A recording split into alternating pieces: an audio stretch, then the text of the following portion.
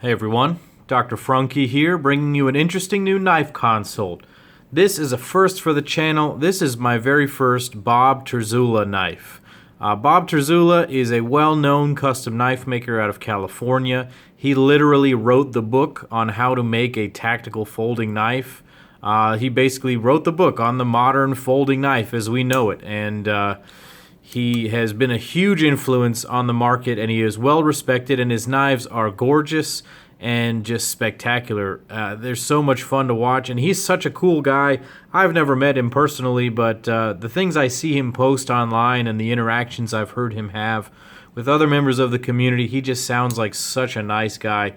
Maybe one day I'll meet him at one of the shows when I get there. So this is a Bob Terzoula knife. I don't really know what the model of this is. It wasn't really available on the site where this came from. This came from Blade Junkie. Maybe you guys can fill me in on what this is.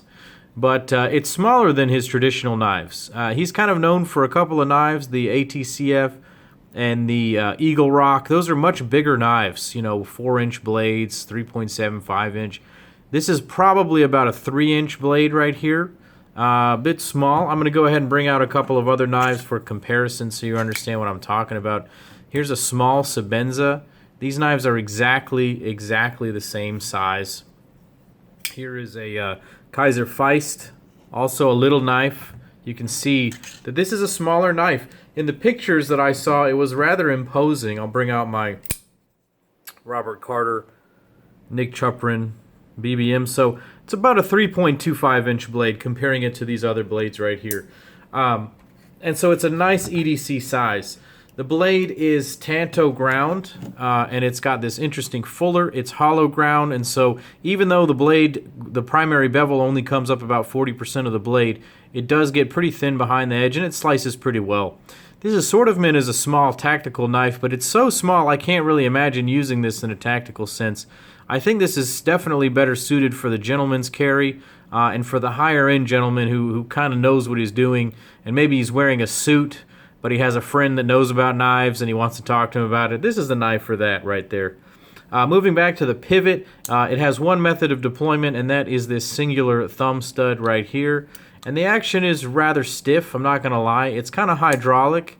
It's okay, but I wouldn't by any means call it, you know, fast or excellent. It will flip open if you get your thumb in there just the right way.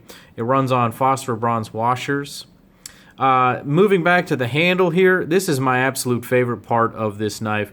These beautiful pieces of lightning strike carbon fiber with the brass wires in it. So beautiful.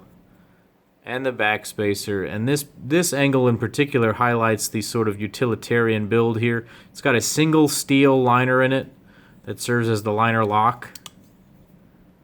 No lock stick, nicely gemmed right there.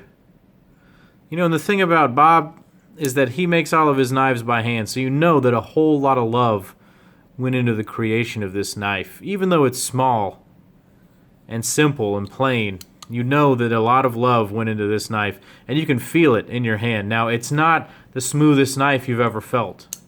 It's not just gonna just fly open, okay? It's not a Koenig Arius. Look at this, huge knife, also with some carbon fiber going on. Now, not even in the same ballpark here. The smoothness here is insanity.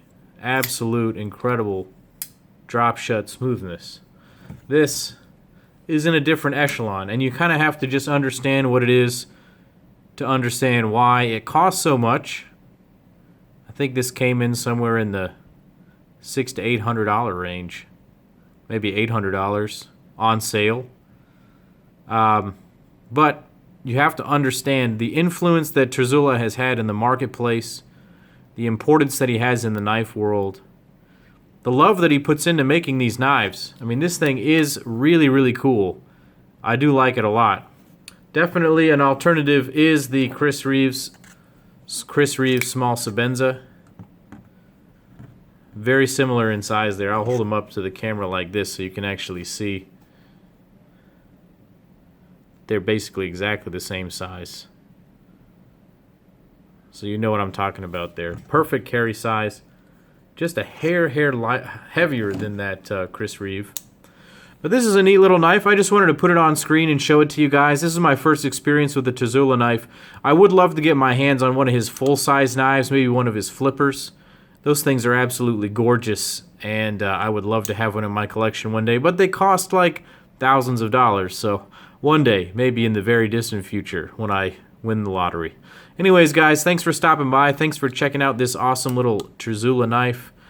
Click like and subscribe to my channel. Head over to Instagram and check me out at Dr. Frunkey. And check out my friend Nico at Today's Grail, Tomorrow's Beater. His collection is ever growing, and a lot of it filters through my channel. So thanks so much, everyone. And as always, this is Dr. Frunkey saying, take care.